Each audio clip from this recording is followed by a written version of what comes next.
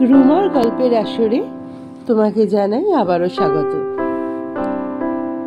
আজ যে ছোট গল্পটি পাঠ করছি তার নাম হারানো সুর। লিখেছেন নিমাই ভট্টাচার্য। জাকার্তা থেকে বদলি হলাম পিকিং, মধ্যে 3 মাসের ছুটি। কিন্তু পিকিং দিল্লির রাজনৈতিক মহাকাশে তখন কালবৈশাখীর ইঙ্গিত দেখা দিয়েছে। 3 মাসের হোমলি পাবো কিনা সে বিষয়ে আমার বেশ সন্দেহ ছিল, কিন্তু তাই বলে পুরো ছুটিটাই বাতিল হবে তা ভাবিনি। কলকাতায় কিছুদিন হইচই করে কাটাবো বলে বন্ধু বান্ধবদের চিঠিপত্রও দিয়েছিলাম, মাসিমাকেও লিখেছিলাম। বেশ খোশ মেজাজেই ছিলাম।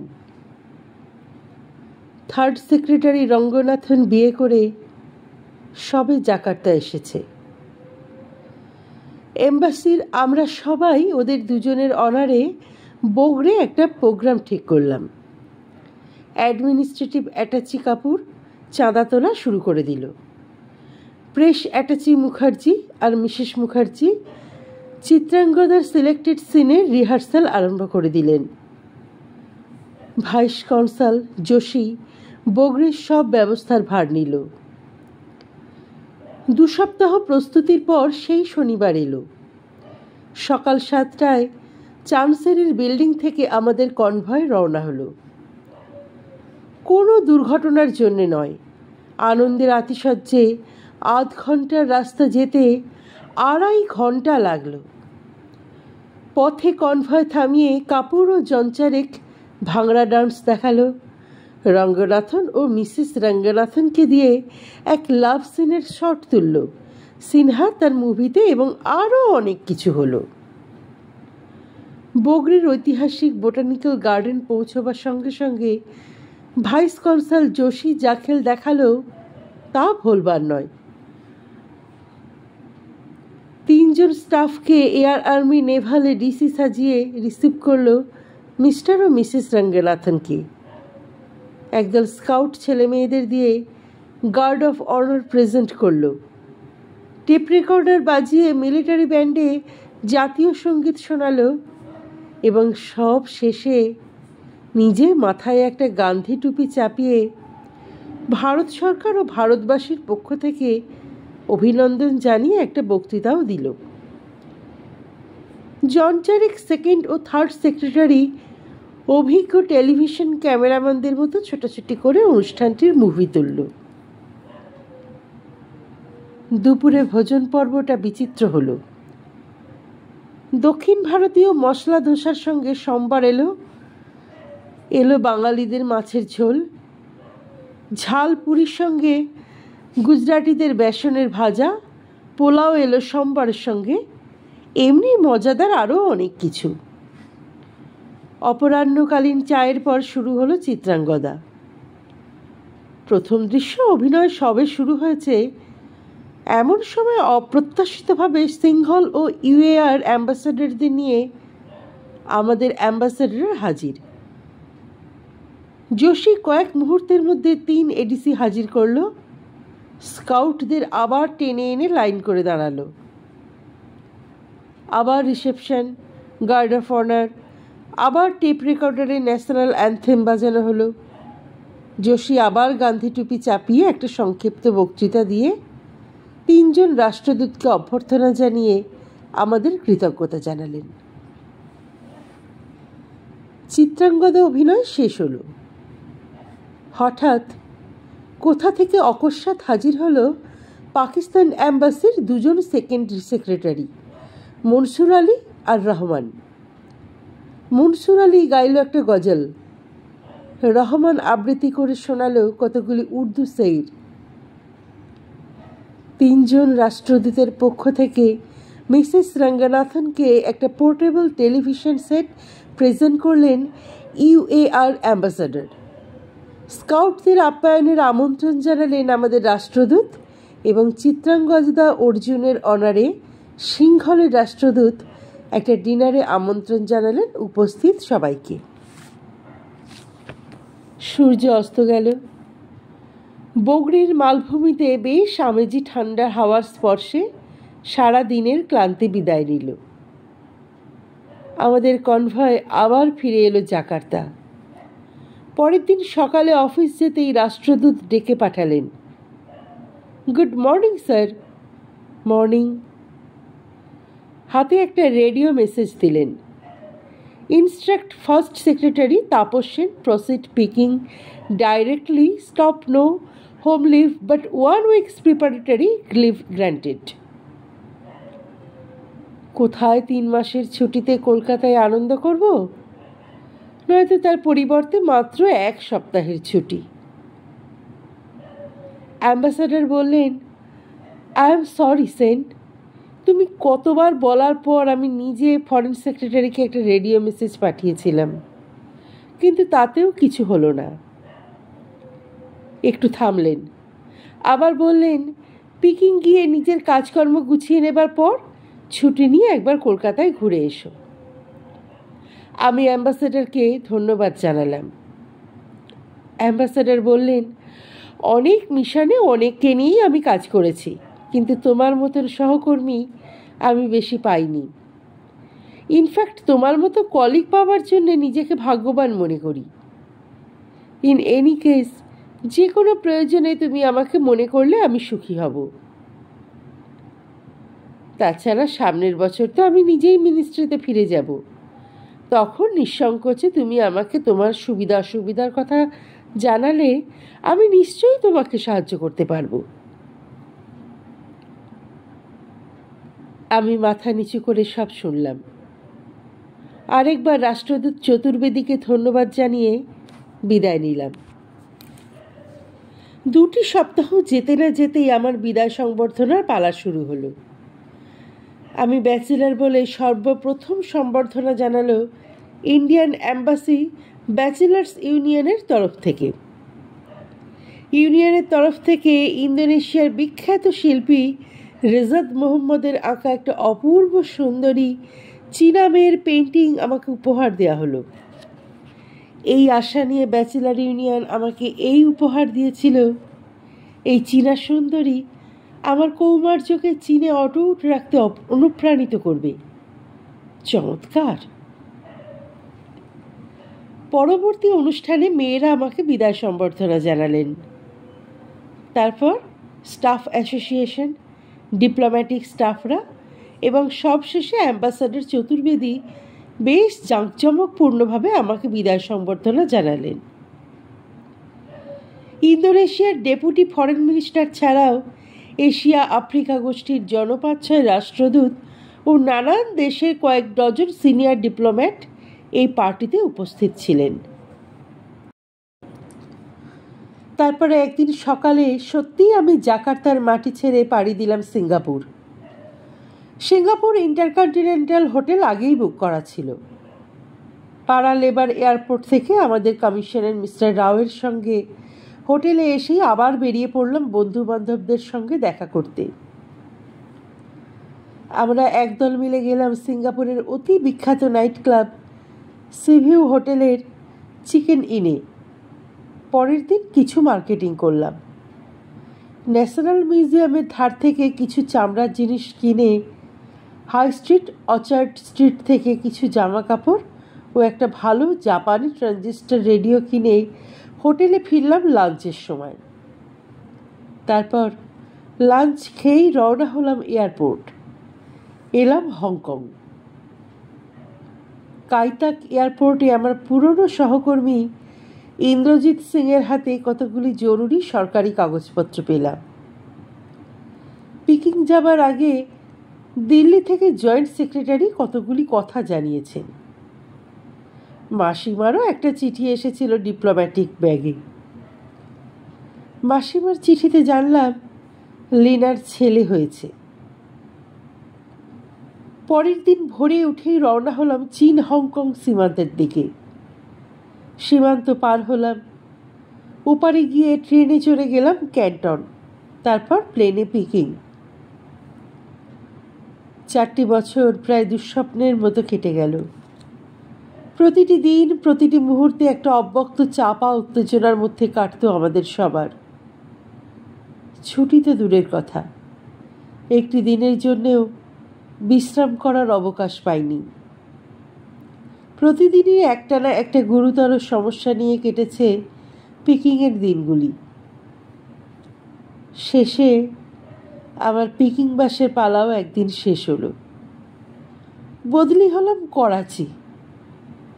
দিল্লিতে আমার এক বন্ধু সেক্রেটারিকে লিখলাম, কি ব্যাপার, আমাকে এক ট্রাভেল স্পট থেকে আরেক ট্রাভেল স্পটে কেন বদলি করা হচ্ছে? উত্তর এলো, সাউথ ব্লকের সারা ফরেন মিনিস্ট্রিতে নাকি কৃতি ডিপ্লোম্যাট বলে আমার খুব সুনাম, এবং সেজন্যই জাকার্তা থেকে পিকিং থেকে করাচি। তবে পিকিং থেকে করাচি যাবার পথে 1 মাসের ছুটি জুটেছিল আমার অদৃষ্টে। মাসিমার চিকিৎসার একটু সুব্যবস্থা করতে না করতেই আমার ছুটি শেষ হয়ে এলো। কয়েকদিন পরে রওনা হলাম দিল্লি। 3-4-5 ফরেন মিনিস্ট্রিতে আলাপ আলোচনা করার পর চলে গেলাম করাচি। সরকারি কাজকর্মে যথেষ্ট বিড়ম্বনা ভোগ করতে হলেও করাচির দিনগুলি বেশ মোটামুটি ভালোই কাটছিল। পাকিস্তানের ফরেন সার্ভিসে অনেক বাঙালি আছেন। পাকিস্তান রেডিওতে বাঙালির সংখ্যা কম নয়। এদের অনেকের সঙ্গেই বেশ একটা হৃদ্যতার সূত্র গড়ে উঠেছিল।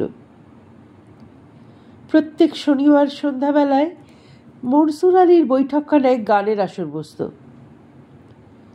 মনসুরের ভাটিয়ালি, মিসেস খাতুনের রবীন্দ্রসঙ্গীত, আমাদের হাই কমিশনের মিস্টার রায়ের মেয়ে বন্দনার, অতুল প্রসাদ নজরুলের গান শেষ হতে না হতেই মনসুরের মা ডাকতে দেন, এসো বাবা, খাবার দাবার সব ঠান্ডা হয়ে গেল। ওদের ওখানে সর্ষে বাটা দিয়ে ইলিশ মাছের যে ঝাল খেয়েছি তা জীবনে ভুলব না। রবিবার দিন আড্ডা বসত মিস্টার রায়ের বাড়ি। শুরু হতো তেলে ভাজা চা দিয়ে, শেষ হতো বিয়েবাড়ির মেনু দিয়ে। বছরখানেক বাদে ছুটির আবেদন করলাম। আবেদন মঞ্জুর হলো। 3 মাসের ছুটিতে আমি কলকাতা গেলাম। মাস 3 বেশ কেটে গেল। খবরের কাগজে খবর পড়ে বেশ বুঝতে পারছিলাম করাচির হাওয়া বদলে গেছে। বেশ অনুমান করতে পারছিলাম মনসুর আলীর বাড়ির সাপ্তাহিক গানের আসর বন্ধ হয়েছে। রবিবার মিস্টার রায়ের ড্রয়িং রুমে আর আড্ডা জমছে না। তারপর একদিন কাগজে দেখলাম পাকিস্তানের সিকিউরিটি কাউন্সিলে কাশ্মীর সমস্যা আলোচনার জন্য সরকারিভাবে অনুরোধ জানিয়েছে। 2 দিন বাদেই দিল্লি থেকে জয়েন্ট সেক্রেটারির নিমন্ত্রণপত্র পেলাম, তাড়াতাড়ি দিল্লি এসো, ইন্ডিয়ান ডেলিগেশনের সদস্য হয়ে সিকিউরিটি কাউন্সিলে যেতে হবে। একটি দিনের মধ্যেই কলকাতার পাঠ চুকিয়ে দিলাম। পরের দিন সকালের ফ্লাইটে গেলাম দিল্লি। 1 সপ্তাহ ধরে আলাপ আলোচনা সলা পরামর্শের পর গেলাম করাচি। ইন্ডিয়ান ডেলিগেশন সোজা চলে গেল নিউ ইয়র্ক। ঠিক হয়েছিল করাচিতে কাগজপত্র ঠিকঠাক করেই আমিও সোজা নিউ ইয়র্ক যাব। দিল্লিতে ঠিক হয়েছিল আমি 2 দিনের মধ্যে করাচির কাজ শেষ করব এবং বুধবার সন্ধ্যার প্লেনে বোম্বে গিয়ে রাত্রে এয়ার ইন্ডিয়া ফ্লাইটে লন্ডন রওনা হব। কিন্তু করাচির পরিস্থিতি এমন জটিল হয়ে উঠেছিল যে রবিবার কেন, সোমবার মঙ্গলবারের রিজার্ভেশনও বাতিল করতে হলো। শেষ পর্যন্ত বোম্বে হয়ে যাওয়ার পরিকল্পনাও বাতিল করতে বাধ্য হলাম। স্থির হলো বুধবার মাঝরাতে প্যান আমেরিকান ফ্লাইটে লন্ডন যাব এবং শুক্রবার সকালে এয়ার ইন্ডিয়ার ফ্লাইটে নিউ ইয়র্ক। এয়ারপোর্টে এসে কাস্টমসে পাসপোর্ট চেক করিয়ে আমাকে ট্রানজিট লাউঞ্জের একপাশে বসানো হলো। একটু দূরে একজন পুলিশ অফিসারকে একটু অন্যমনস্ক হয়ে সিগারেট খেতে দেখলাম। বুঝতে অসুবিধা হলো না, আমার প্রতি নজর রাখার জন্যই প্রভুর আবির্ভাব। করাচির আগে প্যান আমেরিকানের এই প্লেনটি কলকাতায় থেমেছিল, কিন্তু ট্রানজিট লাউঞ্জে একজনও কলকাতার প্যাসেঞ্জার দেখতে পেলাম না। বুঝলাম কলকাতার যাত্রীরা বিমান থেকে নামার অনুমতি পায়নি।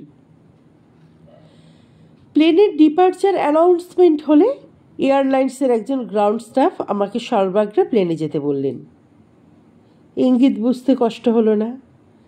সামনের সিঁড়ি বেয়ে কেবিনে ঢুকে দেখলাম পূর্বের পুলিশ অফিসারটি আগে থেকেই আমাকে অভ্যর্থনা করার জন্যে সেখানে উপস্থিত।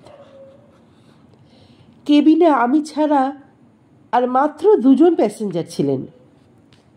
চিফ স্টুয়ার্ডকে বলে আমি আমার নির্দিষ্ট সিটটি ছেড়ে একেবারে পিছনের সারির ধারের সিটটিতে বসলাম। কেমন যেন আনমনা হয়ে গিয়েছিলাম কিছুক্ষণের জন্যে। নানা চিন্তায় টেরই পাইনি কখন প্লেন ছেড়েছে, কখন আরব সাগরের উপর দিয়ে বেইরুটের দিকে ভেসে চলেছে আমাদের বিমান। আবছা আলোয় হঠাৎ একটা শিশুকে ঘোরাঘুরি করতে দেখে আমার যেন সম্বিত ফিরে এলো। কিছুক্ষণ শিশুটিকে আপন মনে ঘোরাঘুরি করতে দেখলাম। আরও কিছু সময় কেটে গেল। তারপর আস্তে আস্তে তুড়ি দিয়ে বাচ্চাটিকে ডাক দিলাম। রাত্রির নিস্তব্ধতায় আমার প্রায় নীরব নিমন্ত্রণে শিশুটির ঈষৎ চাঞ্চল্য বন্ধ হলো। একটু দ্বিধা, একটু সংকোচে সে আমার থেকে একটু দূরে থমকে দাঁড়ালো। কয়েক মিনিট দুজনেই দুজনকে দেখলাম। আরও 2-4 মিনিট কেটে গেল। আমি ধীরে একটু এগিয়ে গেলাম, ভালো করে দেখলাম। বেশ ভালো লাগলো। মনে হলো পশ্চিম পাকিস্তানেরই হবে। তা নয়তো এত ফর্সা, এত সুন্দর হয় কি? জিজ্ঞাসা করলাম, তোমারে ক্যা নাম হ্যায় বেটা? অতি সন্তর্পণে আমি শিশুটির একটি হাত ধরলাম। প্রায় ফিসফিস করে জিজ্ঞাসা করলাম, তোমারে ক্যা নাম হ্যায় বেটা? কেমন যেন বিস্ময়ের সঙ্গে মোটা মোটা বড় বড় চোখ দুটো দিয়ে আমার দিকে তাকালো। মিনিট খানেক বাদে আমি আরও একবার জিজ্ঞাসা করলাম, বেটা তোমারা নাম বাতাও। কয়েক মুহূর্ত পরে ধীরে ধীরে শিশুটি আধো আধো স্বরে আমাকে চমকে দিয়ে বলল, আপনি কি বলছেন? এই কদিনে করাচি আমার মনটাকে তিক্ত করে দিয়েছিল। সিকিউরিটি কাউন্সিলের আগামী দিনগুলির চিন্তায় মন কম উদ্বিগ্ন ছিল না। মাঝরাতে প্লেনের মধ্যেই শিশুটির কচি মুখে বাংলা কথা শুনে যেন একটা দমকা হাওয়ায় মনের মালিন্য সব ধুয়ে মুছে গেল। হাসির রেখা ফুটে উঠল আমার মুখে। হাত ধরে আদর করে কাছে টেনে নিলাম শিশুটিকে। জিজ্ঞাসা করলাম, কি নাম তোমার? উজ্জ্বল দুটি মিষ্টি কচি চোখের দৃষ্টি আমার সারা মুখের ওপর দিয়ে বুলিয়ে নিয়ে বলল, আমার নাম স্বপন। একটি মুহূর্ত থেমে আমাকে আবার প্রশ্ন করল, তোমার নাম কি?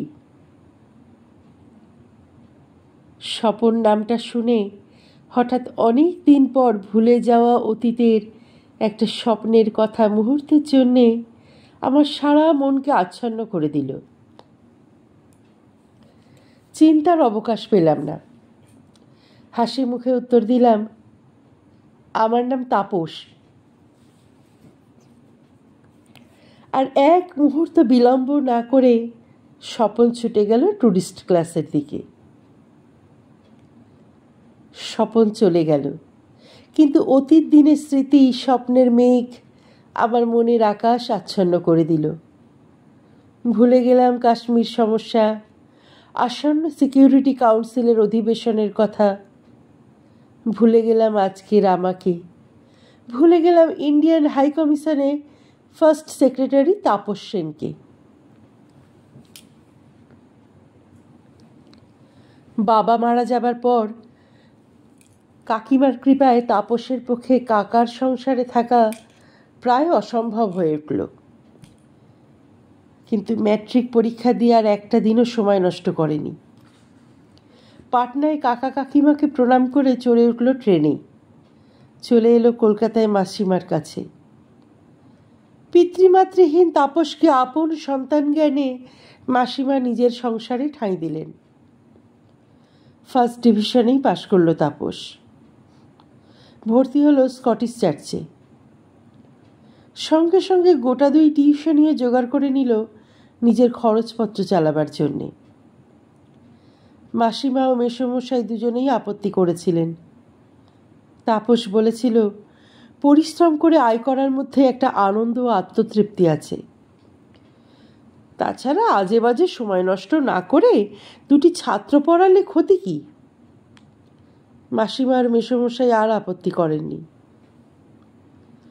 জনক রোড থেকে স্কটিশ চার্চে যেতে 40 মিনিটের মতো সময় লাগে। 10টা নাগাদ বাড়ি থেকে বেরিয়ে লেক মার্কেটে এসে 2B বাস ধরে তাপস রোজ কলেজ যায়। আবার 4টে নাগাদ রওনা হয়ে 4:45টার মধ্যে ফিরে আসে। ওই সময় 2B বাসে স্কটিশ বেথুনের অনেক ছেলেমেয়েই প্রতিদিন যাতায়াত করে। বেশ কয়েক মাস পরে তাপস আবিষ্কার করল, পরাশর রোড থেকে বেরিয়ে একটি মাত্র মেয়েই প্রায় নিত্যই ওই বাসে বেথুনে যায় আসে। বছরখানেক পরে দুজনে দুজনের দিকে তাকিয়ে মুখে শুধু একটু হাসির রেখা ফোটাত, কিন্তু তার বেশি নয়। আরও মাস 6 বাদে একদিন দুজনে পাশাপাশি বসে কলেজ গিয়েছিল। তাপস ইচ্ছা করে লেডিস সিটে ওর পাশে বসেনি। পাশের সিটটা খালিই ছিল এবং কোনো মহিলা যাত্রীও ছিলেন না। ইশারায় আমন্ত্রণ পেয়েই তাপস পাশে বসেছিল। দুজনের মধ্যে প্রায় অজান্তে একটা সেতুবন্ধন রচনা হচ্ছিল। বাস স্টপে এসে দেখা না হলে অদর্শনের অতৃপ্তি দুজনেই অনুভব করত। প্রায় 2 বছর পর ইন্টারমিডিয়েট পরীক্ষার কিছুকাল আগে দুজনের মধ্যে প্রথম কথা হলো। তাপস জিজ্ঞাসা করল, আপনাদের টেস্ট কবে থেকে? এই তো আগামী 15ই থেকে শুরু। একটু থেমে পাল্টা প্রশ্ন এলো, আপনাদের? 17ই, বুধবার থেকে। এমনই করে মন্থর গতিতে অত্যন্ত সংযতভাবে এগিয়ে চলেছিল 2টি জীবন। টেস্ট আরম্ভ হলো, শেষ হলো। একদিন ফাইনাল পরীক্ষাও আরম্ভ হলো, শেষ হলো। তাপস ইকোনমিক্স অনার্স নিয়ে স্কটিশ চার্চেই বিএ পড়া শুরু করলো। ক্লাস আরম্ভ হবার পরই লেক মার্কেট বাস স্টপে খুঁজেছিল সেই পরিচিতার মুখ, কিন্তু পায়নি। ভেবেছিল হয়তো আর কোনোদিনও তার দেখা পাবে না। হয়তো একটু হতাশ হয়েছিল, হয়তো চাপা নিঃশ্বাসও পড়েছিল সবার অলক্ষ্যে। কিন্তু বিধাতা পুরুষের খামখেয়ালির খেলা পূর্ণ করবার জন্য অকস্মাৎ আবার 2টি প্রাণের 2টি মনের সাক্ষাৎ হয়েছিল ওই লেক মার্কেট স্টপেই। দীর্ঘদিনের অদর্শনের বেদনা বোধ করি 2টি প্রাণে একই সুরে, একই তালে, একই সময় বেজে উঠেছিল। দুজনে প্রায় একই সঙ্গে বলে উঠল, আরে আপনি যে! দুজনেই হেসে ফেলেছিল, দুজনেই লজ্জা পেয়েছিল। বাস স্টপের অন্যান্য যাত্রীদের চাপা অথচ বিশেষ অর্থমূলক হাসি দুজনকে আরও বেশি লজ্জিত করেছিল। 5ই আগস্ট দুজনে কলেজে এসেছিল, কিন্তু হঠাৎ সেদিন সারা কলকাতায় আগুন জ্বলে উঠেছিল। কলেজের ফটক থেকে ছেলেমেয়েরা ফেরত গেল। ইতিমধ্যে খবর এলো শ্যামবাজারের 5 মাথায় স্টেট বাসে আগুন লেগেছে। ইউনিভার্সিটির সামনে পুলিশ গুলি ছুড়েছে। বউবাজারে টিয়ার গ্যাস ফাটছে। ব্রাহ্মণের রাগ ও খড়ের আগুনের মতো কলকাতার শহরটাও মাঝে মাঝে দপ করে জ্বলে ওঠে, একেবারে দাউ দাউ করে জ্বলে ওঠে। সেদিনও এমনি করেই কলকাতা জ্বলে উঠেছিল। হেদুয়ার কোনায় ছেলে মেয়েদের ভিড়ের মধ্যে আবার দুজনের দেখা। বাড়ি যাবেন না? নিশ্চয়ই যাব। তবে চলুন না। কিসে যাব বলুন? ট্রাম নেই, বাস নেই, ট্যাক্সি নেই, রিক্সা নেই, কি করে যাব? তাপসের কথায় চিন্তার রেখা ফুটে উঠল লীনার কপালে। উজ্জ্বল দুটো চোখ ম্রিয়মাণ হয়ে গেল। 2-4 মিনিট দুজনেই চুপচাপ থাকার পর লীনা প্রস্তাব করল, চলুন সার্কুলার রোডের দিকে যাই। চলুন। সেই দিনটির কথা তাপস লীনার পক্ষে জীবনেও ভোলা সম্ভব নয়। সার্কুলার রোডে এসে যে রিক্সাওয়ালা শিয়ালদা পর্যন্ত যেতে রাজি হয়েছিল, রাজাবাজারের মোড়ে পুলিশের গুলি দেখে সে রিক্সা ফেলে দৌড় মারল একটা দোকানের মধ্যে। লীনার হাত ধরে তাপসও আশ্রয় নিয়েছিল আরেকটা দোকানের দোরগোড়ায়। প্রায় আধ ঘন্টা পর দুজনে আবার রাস্তায় নেমেছিল, কিন্তু এবার আর কপালে একটা রিক্সাও জুটল না। হাঁটতে হাঁটতে এলো শিয়ালদা। আবহাওয়াটা খুব থমথমে হলেও কোনো গোলাগুলি চলছিল না তখন। অতি সন্তর্পণে শিয়ালদা পার হলো বউবাজারের মোড়। মৌলালির কাছাকাছি আসতেই আবার দপ করে জ্বলে উঠল সারাটা অঞ্চল। কিছু লোক পুলিশের গাড়িতে ইট পাটকেল ছুটতেই পুলিশের উত্তর এলো টিয়ার গ্যাস ছুড়ে। দার্জিলিংয়ের মতো সারাটা রাস্তা টিয়ার গ্যাসের মেঘে ঢেকে ফেলল সারাটা অঞ্চল। ওই অন্ধকারের মধ্যেই একটি টিয়ার গ্যাসের সেল এসে পড়ল ওদের দুজনের কয়েক হাত দূরে। লীনা চিৎকার করে জড়িয়ে ধরেছিল তাপসকে। রুমাল দিয়ে লীনার চোখ দুটো চেপে ধরে তাপস লীনাকে নিয়ে পাশের কর্পোরেশনের ওয়ার্কশপে গিয়ে ভিক্ষা করে একটু জল জোগাড় করে লীনার চোখে মুখে ছিটিয়ে দিয়েছিল। রুমালটাও ভিজিয়ে নিয়েছিল। কিছুক্ষণ বাদে সিআইটির নতুন রাস্তা ধরে আবার দুজনে হাঁটতে শুরু করেছিল। কিছুদূর চলার পর লীনা প্রশ্ন করল, আপনি নিশ্চয়ই খুব ক্লান্ত? আপনার চাইতে কম। একটু থেমে আবার লীনা প্রশ্ন করে, একটা কোল্ড ড্রিঙ্ক খাবেন? আপনার বুঝি খেতে ইচ্ছে করছে? লিন্টন স্ট্রিটের কাছাকাছি এসে একটা পানের দোকান খোলা পাওয়া গেল। 2 বোতল কোল্ড ড্রিঙ্ক খেয়ে দুজনে আবার চলা শুরু করলো। পার্ক সার্কাস ময়দানের কাছে এসে লীনা প্রস্তাব করল, চলুন একটু বিশ্রাম করি, আর যেন পারছি না। চলুন। দুপুর গড়িয়ে তখন বিকেল হতে চলেছে। সূর্যের তেজে ভাটা পড়তে শুরু করেছে। পাম গাছের ছায়ায় দুজনে অনেকক্ষণ বসেছিল। নিজেদের সুখ দুঃখ মন প্রাণের কোনো কথা সেদিন হয়নি। কথা হয়েছিল শুধু পড়াশোনার, কলেজের ক্লাসের, প্রফেসরদের। অনেকক্ষণ পর তাপস প্রশ্ন করেছিল, আপনার বাবা মা নিশ্চয়ই আপনার জন্য খুব চিন্তা করছেন? হ্যাঁ, তা একটু করছেন বই কি। একটু থেমে একটু হেসে টিপ্পনি জুড়ল লীনা, হাজার হোক মেয়ে তো, তার উপরে বয়স হয়েছে। তা তো বটেই। একটু পরে পাল্টা প্রশ্ন আসে, আপনার বাবা মাও নিশ্চয়ই খুব চিন্তা করছেন, তাই না? না, তারা চিন্তা করছেন না। কেন?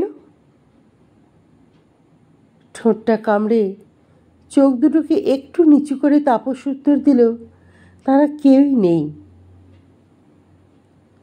লীনা হঠাৎ একটু চঞ্চল হয়ে একটু উতলা হয়ে জিজ্ঞাসা করল, তাই নাকি?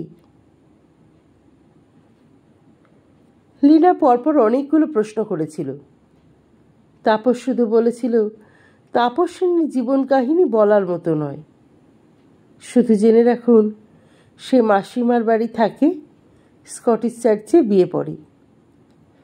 শেষে শুধু বলেছিল, আসুন না একদিন আমাদের বাড়ি, মাসিমা খুব খুশি হবেন। হাসি মুখে লীনা বলেছিল, নিশ্চয়ই আসবো। দুদিন পরেই লীনা এসেছিল মাসিমার সঙ্গে দেখা করতে। মাসিমার সঙ্গে দেখা হয়েছিল, আলাপ হয়েছিল, অনেক গল্পও হয়েছিল, কিন্তু তাপসকে দেখল না। অনেকক্ষণ বাদে লজ্জা সংকোচ কাটিয়ে যতটা সম্ভব সহজ হয়ে লীনা একবার জিজ্ঞাসাই করে ফেলল, তাপসবাবুকে দেখছি না তো মাসিমা? না মা, সে তো এখন বাড়িতে থাকে না, ছাত্র পড়াতে গেছে। ঘাড় বেঁকিয়ে ঘড়িটা দেখে নিয়ে বললেন, আর 15 মিনিটের মধ্যেই আসবে। তাপস ফিরে লীনাকে দেখে অবাক হয়ে গিয়েছিল। লীনা আর অপেক্ষা করেনি, হাত ঘড়ি দেখে বলল, অনেকক্ষণ এসেছি, এবার চলি।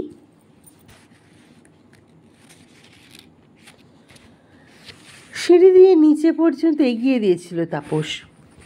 সিঁড়ি দিয়ে নামবার সময় লীনা বলেছিল, কাল সন্ধেবেলা আমাদের বাড়ি আসবেন?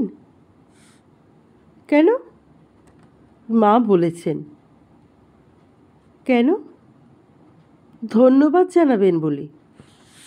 কেন? সেদিন অত কষ্ট করে আমাকে নির্বিঘ্নে বাড়ি পৌঁছে দিলেন, সন্ধেবেলায় তো আমাকে ছাত্র পড়াতে হয়। একদিন না হয় ছাত্র নাই পড়ালেন। তাপস গিয়েছিল, তবে একটু দেরি করে। চা খেয়ে একটু গল্প করে লীনার মাকে একটা প্রণাম করে উঠে পড়েছিল। শুধু লীনার নয়, তার মায়েরও বেশ লেগেছিল তাপসকে। কয়েকদিনের মধ্যে লীনার মধ্যে একটা আশ্চর্য বিপ্লব ঘটে গেল। চৈত্রের খরার পর যেমন হঠাৎ কালবৈশাখী এসে সব কিছু ওলটপালট করে দেয়, সবার অলক্ষ্যে লীনার জীবনেও এমনিভাবে সব কিছু ওলটপালট হয়ে গেল। ভালোবাসল তাপসকে। পরবর্তী 2.5 বছর স্বপ্নের মতো কেটে গেল। দুটি মন, দুটি প্রাণ মিশে একাকার হয়ে গেল। দুটি জীবন, দুটি সুর, দুটি ধারা একই ছন্দে, একই তালে, একই দিকে, একই উদ্দেশ্যে এগিয়ে গেল। জীবনের অর্থ বদলে গেল, বাঁচার আনন্দ তীব্র থেকে তীব্রতর হলো। দুটি স্বপ্নও মিশে এক হয়ে গেল। প্রত্যক্ষ মেলামেশা, অপ্রত্যক্ষে আত্মসমর্পণের পালা শেষ হলো। আউটরাম ঘাটের ধার দিয়ে হেস্টিংসের দিকে এগোতে এগোতে লীনা প্রশ্ন করে, তোমার কি মনে হয়, তোমার জীবনের সব অপূর্ণতা, সব প্রয়োজন, সব দাবি আমি মেটাতে পারবো? পারবো কি তোমাকে জীবনে সুপ্রতিষ্ঠিত করার কাজে সাহায্য করতে, তোমাকে সুখী করতে?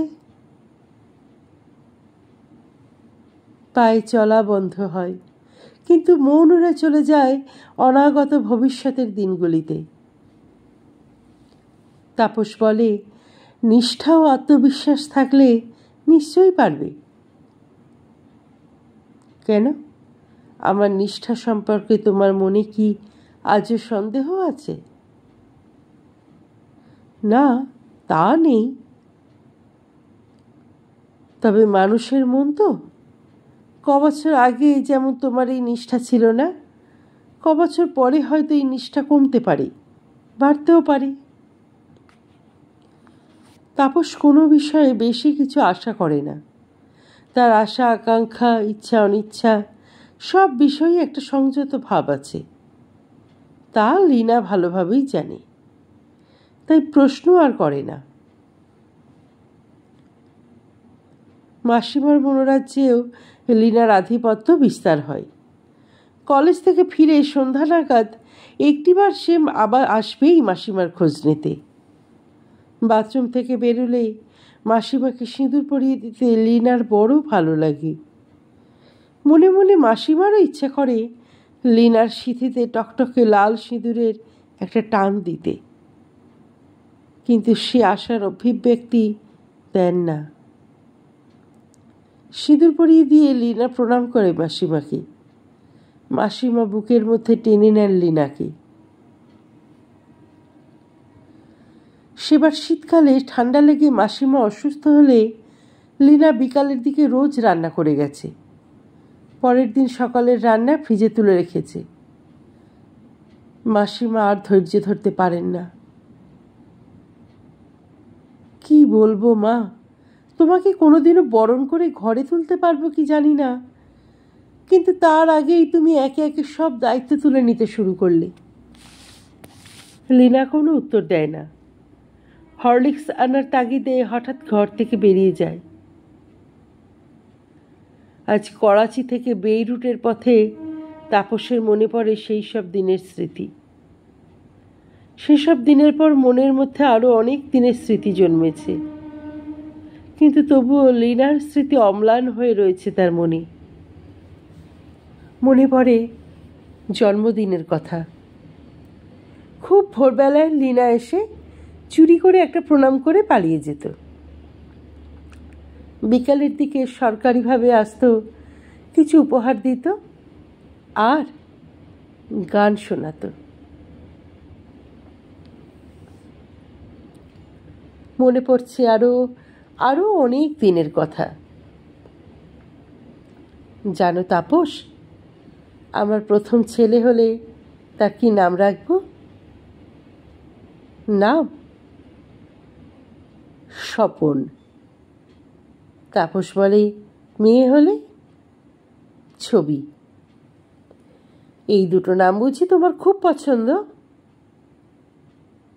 লীনা বলেছিল, আমার জীবনের স্বপ্ন সার্থক করে যে ছেলে হবে সে হবে আমার স্বপন, আর যে মেয়ে আগামী দিনের ছবি বাস্তব করে দেখা দেবে তার নাম হবে ছবি।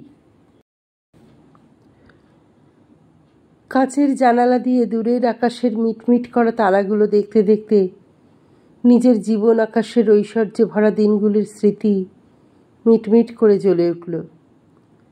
জনকুরীর জীবনে ওই তারা দূরে ছিল না, আর আজ তারা বহু দূরে চলে গেছে।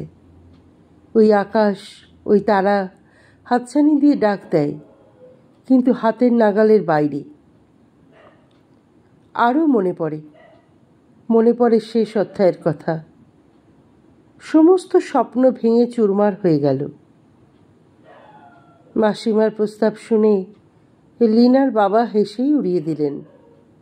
বললেন, একটা অর্ডিনারি বিএ পাশ করা ছেলের সঙ্গে কি এই মেয়ের বিয়ে হতে পারে? লীনার দাদা বারান্দায় দাঁড়িয়ে টিপ্পনি কেটেছিল, বলিহারি ছেলের বাবা বাস স্টপে দাঁড়িয়ে প্রেম করে বিয়ে করতে চায়। মাসিমা অনেক বুঝিয়েছিলেন, তাপস সাধারণ ছেলে নয়, সে একদিন 10 জনের একজন হবেই। শুধু শূন্য হাতে নয়, অজস্র অপমানের বোঝা নিয়ে মাসিমা ফিরে এসেছিলেন। লীনা কেঁদেছিল, খাওয়া দাওয়া বন্ধ করে দিয়েছিল, কিন্তু সংস্কার তার কণ্ঠরোধ করেছিল। আরও অসংখ্য প্রেমের কাহিনীর মতো এদের কাহিনীও এইখানেই শেষ হলো। যৌবনে সব বাঙালি মেয়েই প্রেমে পড়ে। যে বাঙালি মেয়ে বলে যৌবনে সে প্রেমে পড়েনি, সে হয় মিথ্যাবাদিনী, নয়তো মানসিক বিকারগ্রস্ত। দেহের মধ্যে নতুন জোয়ার আসার সঙ্গে সঙ্গে মনের রাজ্যে নতুন পলিমাটি পড়ে, সে উর্বর হয়, ফুল ফোটে, ফসল ধরে, প্রেমের ফসল। ছেলেবেলায় মেয়েরা পুতুল খেলা করে, বর সাজায়, বউ সাজায়, তাদের বিয়ে দেয়, নেমন্তন্ন খাওয়ায়, পুতুলকে ছেলে সাজায়, আদর করে, কোলে নিয়ে ঘুম পাড়ায়, আবার ঝিনুক বাটি নিয়ে দুধ খাওয়ায়, অসুস্থ হলে চিকিৎসা করে, আবার ওষুধও খাওয়ায়। খেলতে খেলতেই মেয়েরা হঠাৎ একদিন বড় হয়, তাদের অঙ্গে অঙ্গে যৌবন দেখা দেয়, দেহের নেশায় মাতাল হয়। পুতুল খেলা ভালো লাগে না, এবার মানুষ নিয়ে খেলা শুরু হয়। মেয়েরা খেলতে খেলতে শেখে আগামী দিনগুলির জীবনধারার সঙ্গে নিজেদের মিশিয়ে দিতে। লীনা পুতুল খেলার মতো তাপসের সঙ্গে খেলা করেনি, আত্মসমর্পণ করেছিল সেই। তাপসের ভালোবাসার ঐশ্বর্যে সে মন ভরিয়ে তুলেছিল, কিন্তু আর এগুতে পারেনি। নিজে মর্মে মর্মে মৃত্যু যন্ত্রণা ভোগ করেছে, কিন্তু একটি বারের জন্যেও মুখ ফুটে প্রকাশ করতে পারেনি তার জীবনের চরম কাহিনী। মনে হয়েছে একটি একটি করে বুকের পাঁজরগুলো ভেঙে যাচ্ছে, তবুও পারেনি বাবার বিরুদ্ধে বিদ্রোহ করতে, দাদার বিরুদ্ধে প্রতিবাদ জানাতে। তাপস আবার একদিন পাটনা ফিরে MA পড়তে শুরু করলো। পাবলিক সার্ভিস কমিশনের পরীক্ষা দিয়ে ফরেন সার্ভিসে ঢুকলো। একদিনের জন্য কলকাতায় এসে মাসিমাকে প্রণাম করে চলে গেল জেনেভা। জীবনে আর পিছনে তাকায়নি। তাপস কলকাতা ছাড়ার পরই লীনার বিয়ে হয়েছিল। মাসিমা নিমন্ত্রিতা হয়েছিলেন, তাপস সে খবর পেয়েছিল। বিয়ের পর মাসিমার সঙ্গে যোগাযোগ রাখত লীনা। কলকাতায় এলে দেখা করত, তাপস তাও জানত। আজ হঠাৎ এই প্লেনের মধ্যে এই ছোট্ট স্বপনকে দেখে মনে পড়ল সমস্ত স্মৃতি। ইচ্ছে করলে একটি বারের জন্য স্বপনকে ডেকে এনে আদর করি, কিন্তু প্লেনের সবাই এখন ঘুমে কাতর। টুরিস্ট ক্লাসে উঁকি দিয়ে দেখলাম দুজন জাপানি ভদ্রলোক রিডিং লাইট জেলে বই পড়ছেন, আর সবাই ঘুমিয়ে আছেন। ভারতীয় যাত্রীদের কাছে শেষ রাত্রির হলেও জাপানিদের ঘড়িতে এখন দুপুর। করাচি ছাড়ার পরই তারা ব্রেকফাস্ট খেয়েছেন, বেইরুটের পরই লাঞ্চ খাবেন। নিজের সিটে বসে আরেকবার বাইরের আকাশটা দেখে নিলাম, একটা সিগারেটও ধরালাম। 2-3 মিনিট বাদেই সারা প্লেনে আলো জ্বলে উঠল। ঘড়ির দিকে একবার তাকিয়ে নিলাম, বুঝলাম বেইরুট এসে গেছি। মিনিট বাদে এয়ার হোস্টেস জানালো আর মাত্র কয়েক মিনিটের মধ্যে আমরা বেইরুটে পৌঁছব। যাত্রীরা যেন ধূমপান বন্ধ করে সিট বেল্ট বেঁধে নেন। এয়ার হোস্টেস আরও জানালো যে বেইরুট থেকে নতুন বৈমানিক ও কর্মীরা বিমানের ভার নেবেন। প্লেন বেইরুটে পৌঁছালো। আমরা 3 জন প্রথম শ্রেণীর প্যাসেঞ্জার সামনের দরজা দিয়ে বেরিয়ে এসে একটা বাসে উঠে টার্মিনাল বিল্ডিংয়ে গেলাম। ট্যুরিস্ট ক্লাসে 30-35 জন মেয়ে পুরুষ যাত্রী আর একটা বাসে 2-1 মিনিট বাদেই টার্মিনাল বিল্ডিংয়ে এলেন। সবে একটা সিগারেট ধরিয়ে এলিভেটরের দিকে দুপা বাড়িয়েছি, এমন সময় ছুটে এসে স্বপন আমার হাতটা ধরে বললে, আমি স্বপন। টুক করে আদর করে কোলে তুলে নিয়ে আমি বললাম, তুমি বুঝি স্বপন? গাল দুটো ফুলিয়ে চোখ দুটো টেনে টেনে বলল, আমিই তো স্বপন। আমি জিজ্ঞাসা করলাম, স্বপন, তোমার বাবা মা কোথায়? আমার বাবা তো লন্ডনে, তুমি জানো না? না তো। স্বপন প্রায় হুড়মুড় করে আমার কোল থেকে নেমে আমার হাত ধরে টানতে টানতে বলল, এসো না, আমার মাকে দেখবে। স্বপন আমার কাছে বাধা মানল না, টানতে টানতে হাজির করলো তার মার কাছে। স্বপন বলল, এই তো আমার মা। আমি তো প্রায় পাথরের মতো হয়ে কোনো মতে উত্তর দিলাম, তাই বুঝি? লীনা বলল, তুমি? হ্যাঁ, আমি। কেমন আছো? খুব ভালো। একটু থেমে পাল্টা প্রশ্ন করলাম আমি, তুমি কেমন আছো? আমিও খুব ভালো আছি। বেশ তো। দুজনেই দুজনকে একবার প্রাণ ভরে দেখে নিলাম। তোমার শরীর তো খারাপ হয়ে গেছে? আমি বললাম, না না, শরীর ঠিকই আছে, তোমার দেখার ভুল। তাই নাকি? লীনা হেসে মাথা নিচু করল। 2-1 মিনিট নীরবতার মধ্যে দিয়ে কেটে গেল।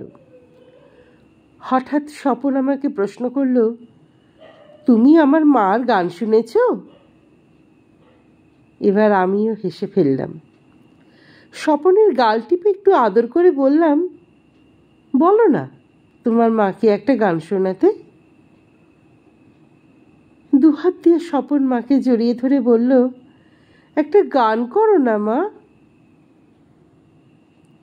না বাবা,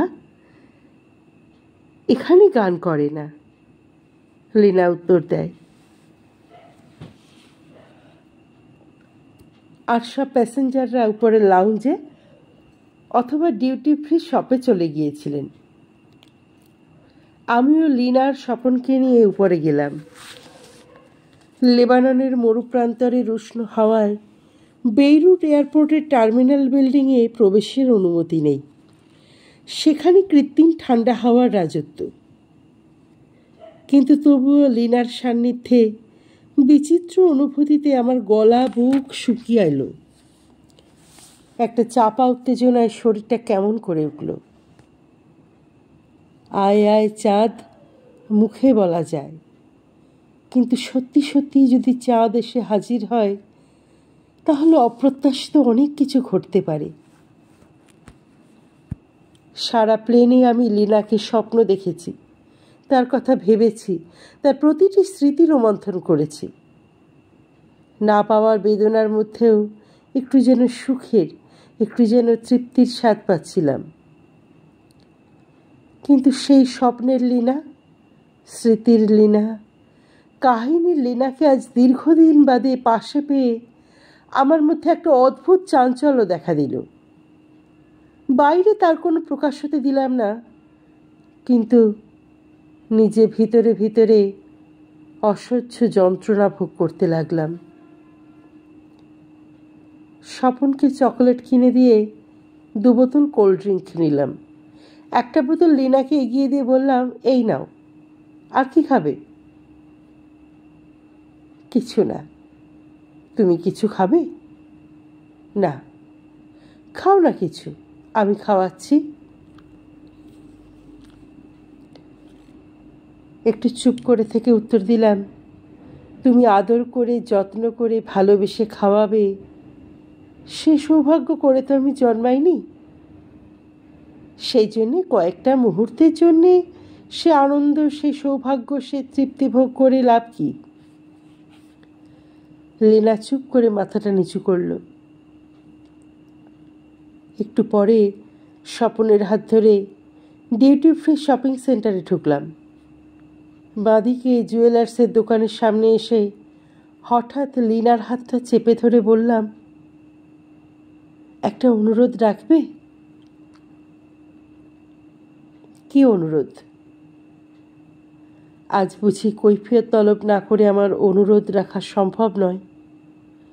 না, ঠিক তা নয়, তবে তবে আবার কি?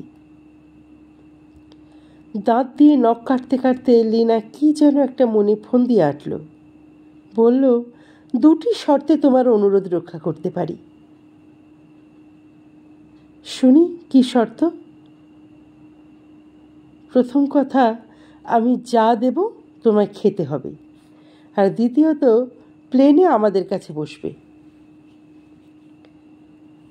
দুঃখের মধ্যেও একটু না হেসে পারলাম না। বললাম, তথাস্তু। তারপর জুয়েলার শপে ঢুকে 18 পাউন্ড দিয়ে বেশ একটা পছন্দসই সুইস ঘড়ি কিনে নিজে লীনার হাতে পরিয়ে দিলাম। লীনা কোনো প্রতিবাদ, কোনো মন্তব্য জানালো না, শুধু স্তব্ধ হয়ে আমার দিকে চেয়ে রইল কিছুক্ষণ। শপিং সেন্টার থেকে আবার স্ন্যাক বারে ফিরে লীনার শর্ত পূরণ করে 1 পেট খেলাম।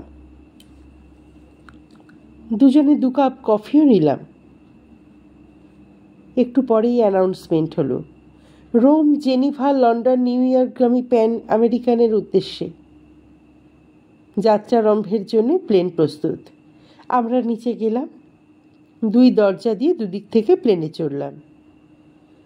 চিফ স্টুয়ার্টকে ডাক দিয়ে অনুরোধ করলাম, আমার এক আত্মীয়া মিসেস সরকার ও মাস্টার সরকার ট্যুরিস্ট ক্লাসে আছেন, আমি কি তাদের পাশে বসতে পারি? প্যাসেঞ্জার চার্টটা দেখে চিফ স্টুয়ার্ট উত্তর দিল, with pleasure sir. First class cabin থেকে বেরিয়ে আমি লিনাদের পাশে বসলাম। সিট বেল্ট বাঁধতে বাঁধতে লিনা টিপ্পনি কাটল। আমি ভাবলাম ফার্স্ট ক্লাস কেবিনে ঢোকার পর হয়তো আমাকে ভুলে গেলে। ভুলতে পারলে হয়তো ভালোই হতো। যদি নিজের সমস্ত অতীত স্মৃতি মুছে ফেলে সাধারণ ডিপ্লোম্যাটদের মতো হুইস্কির গিলাসে ডুব দিয়ে সর্বদেশের যুবতীদের উষ্ণ সান্নিধ্য উপভোগ করতে পারতাম, তবে হয়তো বুকের ভেতরটা এমন জ্বলে পুড়ে ছারখার হতো না। পূর্ব দিগন্ত থেকে সূর্যের তারা খেয়ে রাত্রির বুক চিরে প্লেনটা ছুটে চলেছিল রোমের দিকে। অপরন্ত রাত্রির অন্ধকারের আমেজে যাত্রীরা কম্বল জড়িয়ে তখনও ঘুমোচ্ছেন। অনেকক্ষণ জেগে থাকার পর, অনেকক্ষণ বসে বসে কাটাবার পর স্বপনও ঘুমিয়ে পড়ল। 3টে সিটের মাঝের 2টি হাতল তুলে দেওয়া হলো। জানালার দিকে সিটে স্বপনকে শুইয়ে লীনা আমার পাশ ঘেঁষে বসল। আমি বললাম, এত কাছে, এত নিবিড় হয়ে কেন? লীনা একটিবার আমার দিকে তাকিয়ে বলল, জীবনে তো তোমাকে পেলাম না, মাত্র কয়েক ঘন্টার জন্য একটু কাছে বসছি, তাতেও তোমার আপত্তি? একটু থেমে বলল, জীবনে তো অনেক ইচ্ছাই পূর্ণ হলো না। ভগবান যখন অপ্রত্যাশিতভাবে তোমাকে এই রাত্রিটুকুর জন্য পাইয়ে দিয়েছেন, তখন এই আনন্দ থেকে, এই সৌভাগ্য থেকে আমাকে বঞ্চিত করো না। আমি কোনো উত্তর দিলাম না। লীনা আস্তে আস্তে আমার কাঁধের ওপর মাথা রেখে একটু কাত হলো। বেশ লাগলো। হঠাৎ যেন মনে হলো আমি রাজা হয়েছি। মনে হলো আমি যেন সবচাইতে সুখী লোক। মনে হলো পক্ষীরাজ ঘোড়ায় চড়ে রানীকে নিয়ে চলেছি দেশ দেশান্তর দেখতে। কখন যে লীনার হাতটা নিজের হাতের মধ্যে টেনে নিয়েছি তা নিজেও টের পাইনি। কিছুক্ষণ পর লীনা আমার আর একটা হাত নিজের হাতের মধ্যে টেনে নিলে উপলব্ধি করলাম 2টি হাতে 2টি প্রাণ আজ কত নিশ্চিন্তে, কত নির্ভয়ে, কত সহজে নির্ভরশীল। হঠাৎ এয়ার হোস্টেস এসে ব্রেকফাস্ট দিয়ে গেল। জিজ্ঞাসা করল, sir, you will have coffee or tea? Coffee? What about your wife, sir? Air হোস্টেসের কথা শুনে চমকে উঠলাম। কে যেন আমার কণ্ঠস্বর রোধ করে ধরল। আমি কোনো উত্তর দিতে পারলাম না। একটি মুহূর্ত নষ্ট না করে লীনা উত্তর দিল, can I differ from my husband? এক গাল হাসি এসে এয়ার হোস্টেস বলল, থ্যাংক ইউ ম্যাডাম। বিদায় নেবার আগে এয়ার হোস্টেস একথাও জানিয়ে গেল, আপনাদের ছেলের ঘুম ভাঙলে আমাকে জানাবেন, আমি তার খাবার দিয়ে যাব। এবারেও লীনা উত্তর দিল, থ্যাংক ইউ। এবার আমার কণ্ঠস্বর ফিরে এলো। লীনাকে জিজ্ঞাসা করলাম, এ কী করলে? নির্লিপ্তভাবে উত্তর দিল, কি আর করলাম? আমাকে, তোমাকে, স্বপনকে পাশাপাশি দেখে এয়ার হোস্টেসের পক্ষে কি অন্য কিছু ভাবা সম্ভব? ভেবে দেখলাম সত্যিই তো। তবুও জিজ্ঞাসা করলাম, তা তো বুঝলাম, কিন্তু তুমি তো সত্যি কথা বলতে পারতে। আমি কেন তর্ক করব বলো? দুনিয়াতে যে স্বীকৃতি আমাকে কেউ দেয়নি, সেই স্বীকৃতি আজই অপরিচিতা এয়ার হোস্টেসের কাছ থেকে পেলাম। আমি ওর কাছে কৃতজ্ঞ। একটা দীর্ঘ নিঃশ্বাস ফেলে বলল, জীবনে কোনোদিনও ভুলব না এয়ার হোস্টেসকে। একটু থামল। আমার চিবুক ধরে আমার মুখটাকে নিজের দিকে ঘুরিয়ে ফিরিয়ে লীনা প্রশ্ন করল, এয়ার হোস্টেসের কথা তোমার ভালো লাগেনি? পারবে তুমি ওর এই কথাগুলো ভুলতে? এমনই মিষ্টি আমেজ নিয়ে ভাসতে ভাসতে প্যান আমেরিকানের পক্ষীরাজ এলো রোম, এলো জেনিভা, এলো লন্ডন। প্লেন থেকে বেরোবার আগে লীনাকে ধন্যবাদ জানালাম। আমাকে অপ্রত্যাশিত মর্যাদা, অভাবনীয় স্বীকৃতি দেবার জন্যে। উপদেশ দিলাম, সুখে থেকো, সাবধানে থেকো।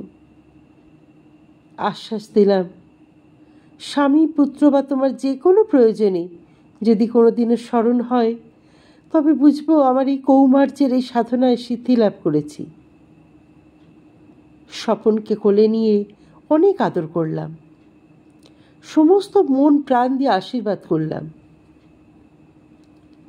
এক ফাঁকে হঠাৎ লীনা আমাকে প্রণাম করতে চমকে উঠলাম। আমি হাত তুলে আশীর্বাদ করার শক্তিটাও হারিয়ে ফেলেছিলাম। লীনার চোখের জলটা পর্যন্ত মুছিয়ে দিতে পারলাম না। আমার চোখের দৃষ্টিও ঝাপসা হয়ে উঠল। লীনার কেবিন ব্যাগ ও আরও 2-3টে ছোটোখাটো জিনিসপত্র এক হাতে ও অন্য হাতে আমার ফেল্ট ওভারকোট ও ব্রিফকেস তুলে নিলাম। আমার পিছন পিছন স্বপনের হাত ধরে লীনা নেমে এলো। 3 নম্বর ওয়াসনিক বিল্ডিংয়ে হেলথ কাউন্টারের দিকে এগোতেই লীনার স্বামী কাঁচে ঘেরা উপরের ভিজিটার্স গ্যালারি থেকে হাত নাড়লেন। স্বপন চিৎকার করে ঘোষণা করল, ওই যে আমার বাবা। স্বামীর দিকে তাকিয়ে লীনা শুধু একটা শুকনো হাসি হাসল। আমি ওদের নিয়ে হেলথ কাউন্টার থেকে পাসপোর্ট কাউন্টার হয়ে কাস্টমস কাউন্টারে এলাম।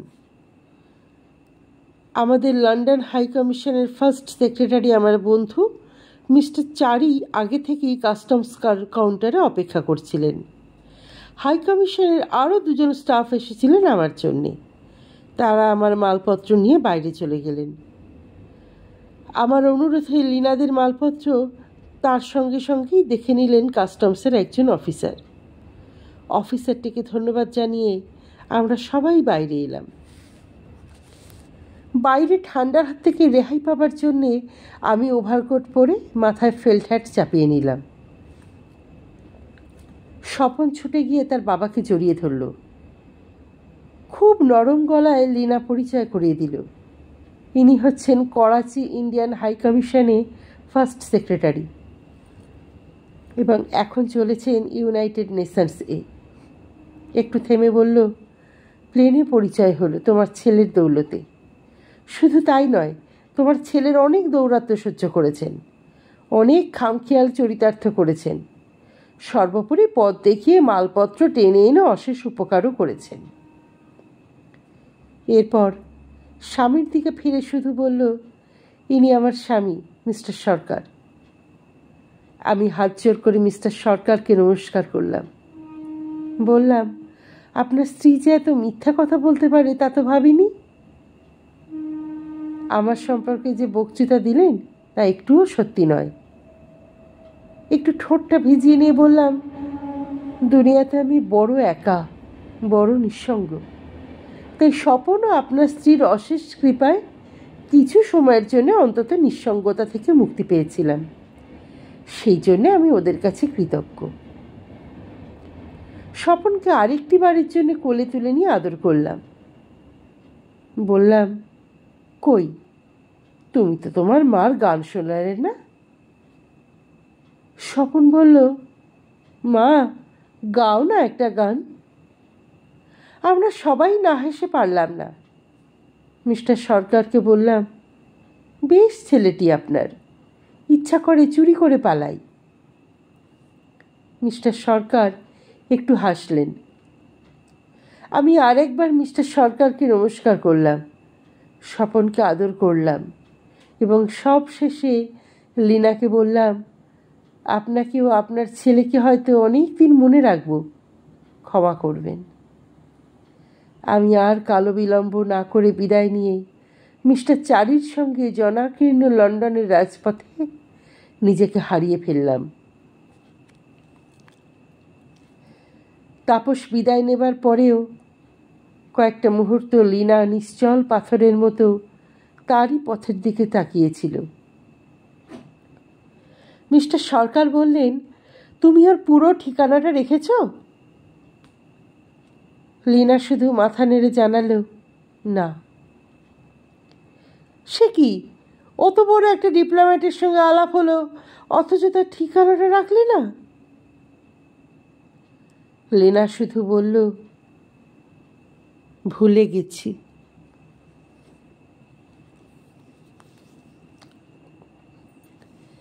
আজকের গল্পটি কেমন লাগলো? তোমার মূল্যবান মতামত অবশ্যই কমেন্ট বক্সে লিখে জানিও। গল্পটি ভালো লাগলে লাইক করো এবং শেয়ার করে দিও পরিচিত এবং প্রিয়জনদের মধ্যে। আর যারা এখনও চ্যানেলটি সাবস্ক্রাইব করোনি তারা কিন্তু অবশ্যই সাবস্ক্রাইব করে সঙ্গে থেকো। ধন্যবাদ।